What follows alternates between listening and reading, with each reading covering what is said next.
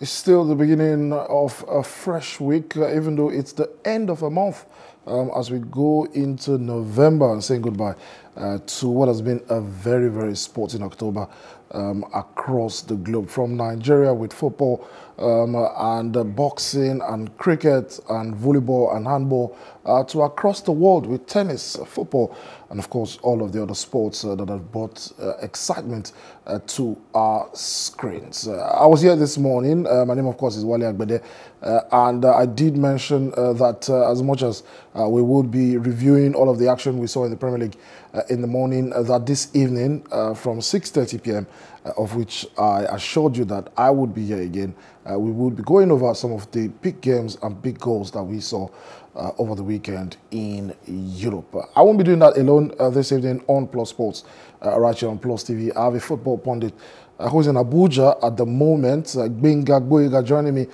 live on the show. Together, we'll be going through some of the action from European leagues. We're going to be starting off from the Estadio Diego Armando Maradona in Naples, where it looks like the Luciano Spalletti-led Napoli are odds-on favourites for the Scudetto this season, and one man who is playing a big part in all of the positive things that are happening over there in Naples is Victor Osimhen. Osimhen got a hat-trick last weekend for Spalletti's side. I was one of those who was scared for him after he got that really nasty injury at the start of the season. And the guys who are sort of like his understudies who were brought in the summer, Raspadori, Giovanni Simeone, they were banging in goals, but Osimhen back and back with a bang. Gbenga, good evening. Thank you for joining me on the show this evening. How are you doing? Gbenga, are you there? Can you hear me? With you. Yeah, I can hear you. Hope you can hear me clearly. I can hear you now. How are you doing? I'm doing great. It was a wonderful weekend of football. It was a wonderful weekend of sports. Like you rightly mentioned, Nigerians' interest to be on Victor Osimhen. I think there were some discussions over the weekend on social media. He's among top 5 strikers at the moment. With the like of Erling Haaland, with Lord's work, Lewandowski doing Lord's work. We have Vlahovic also in the same series. Yeah, but Victor Osimhen, he's not bothered about any of the comparisons. He's not bothered about whether there is favorites or whether you stand in or whatever slang you would have on social media these days. He's here to score goals. Yeah, there were little concerns about his fitness, about injury, and thanks to Napoli, who have depth, who can call in on Diego Simeone's son, and also who can call in on Giacomo Raspadori to fill in the gaps. But now he's back, and he's back at the bank.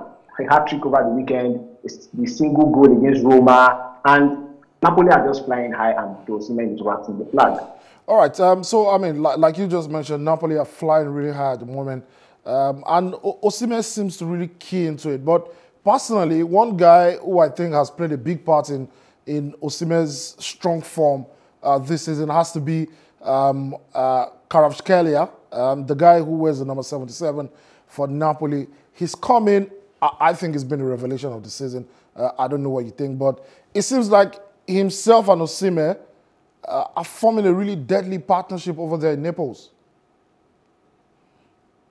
So you rightly said it, he wears the number 77, and if you want to play sentiment of religion, you would say the number 7 is the perfect number, and this is the player who wears double perfect number on his jersey. That's just still his entire stint with Napoli since he made that move at the start of 2022-2023. Yeah, this Kvaratskhelia has been so phenomenal, and he's not just doing it for club. At the just concluded Nations League, shockingly, he's among the top goal scorers with 5 goals. Erling Haaland and Mitrovic of Serbia are on 6 goals. And to show that this guy is a phenomenal both for club and for country. Assists here and there, he's not getting on goals, he's getting on the assists. But down the left flank, I feel like he's one of the, if not the most informed winger in all of Europe at the moment. So yeah, like I said earlier, Napoli are spoiled for choice, they are spoiled for depth, and they have every single thing working for them. So quickly before we leave the Serie A and go on to talk about some renowned superstars, Torino defeated Milan this weekend, and that plays into Napoli's hands. We've seen this before. under Maurizio Sarri, where it seemed like Napoli were going to coast to the title. In fact, they had a bigger gap than they do right now. They were playing some really great football, similar to what they're doing right now. But do you think that this Napoli side have what it takes to win the Scudetto? While you cannot argue against Napoli, like you rightly mentioned, under Sarri they were playing some good football. But I struggle to believe it was on the same level as they are doing right now. Like right now, some players can go on injury and Napoli won't even flinch.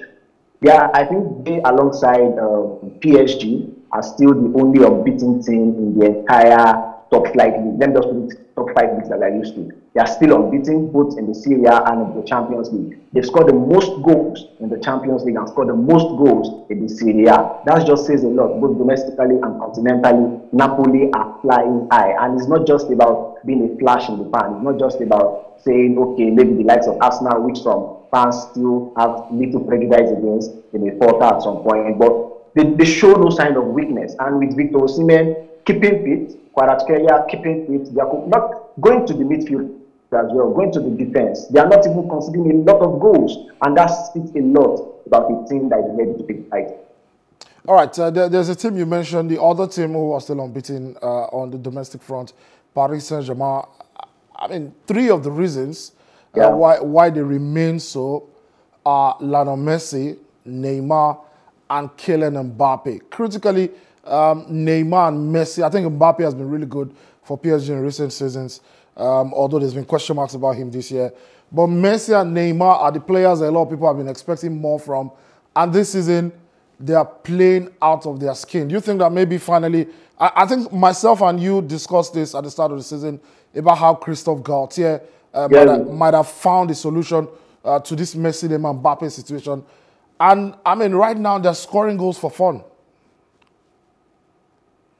While they are scoring goals for fun, and if you see me here, I'm just going through the standings, and it's just marvelous. So Kylian Mbappe on 11 goals, and Neymar on 10 goals, Messi on 7 goals, all combining for close to 30 goals, and we are just 12 matches in. Of course, we know that when it comes to the Ligue 1, it's synonymous to PSG, but you can take nothing away from their performances.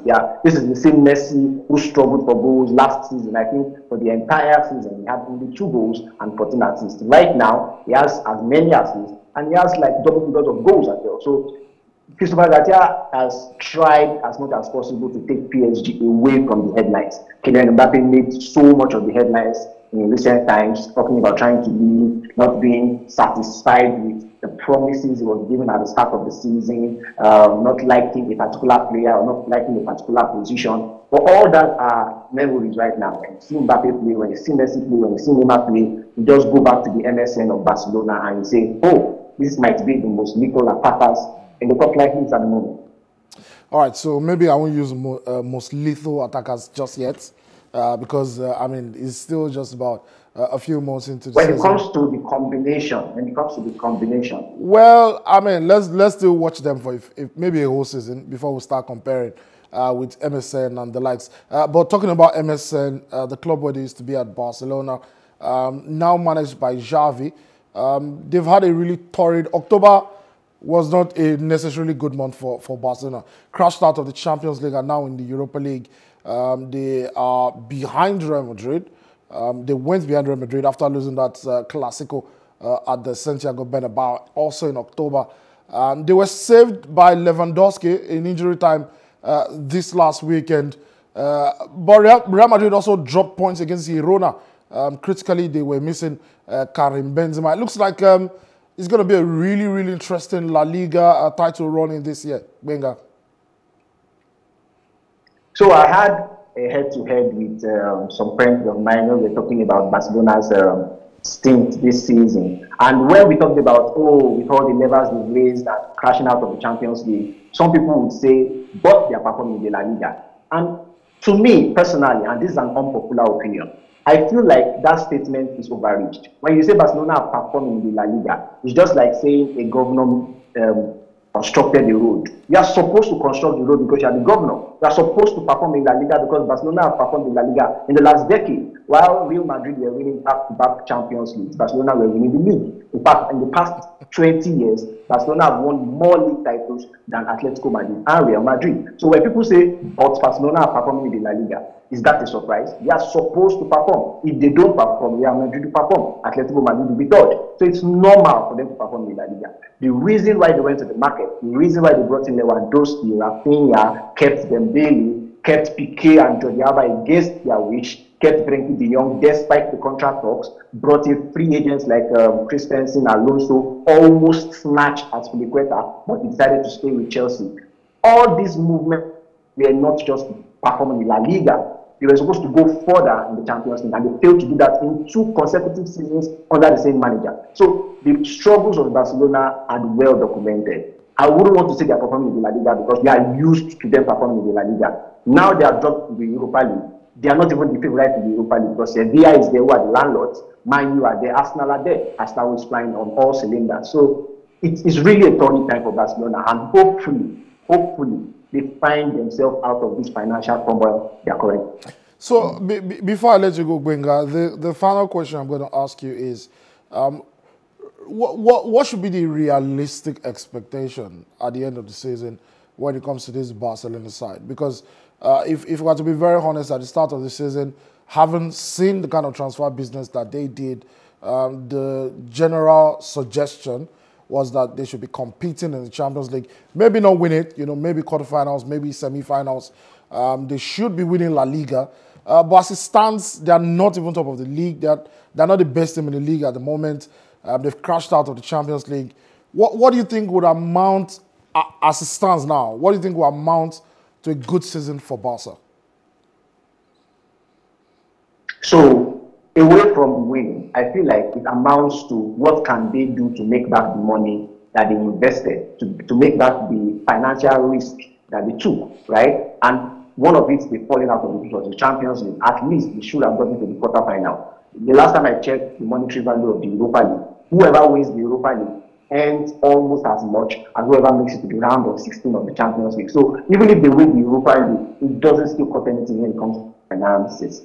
So for Barcelona, I feel like what they need to do is do the normal thing by staying among contenders of the La Liga, but try as much as possible to win the cup competition. So Liverpool didn't have a fly-high season last season, but they won domestic leagues. They won both the FA Cup and the EFL Cup against Chelsea. They pushed Man City to the limit, losing out by just 1 point, and also got to the final of the Champions League. So maybe go the distance in the Europa League, maybe become second best in the La Liga, maybe win the domestic cup in the Copa del Rey. But they need to do something for their fans to be happy. Barcelona are not Tottenham Hotspur. Barcelona are not Villarreal. They need to end this season, on a high. And that's the only thing that can save their case. All right. I personally think that if Xavi doesn't, well, I don't know if Xavi will be there to the end of the season, but if Barcelona don't win La Liga, then it will amount to a bad season for Barca. Thank you very much, Gbenga, for joining me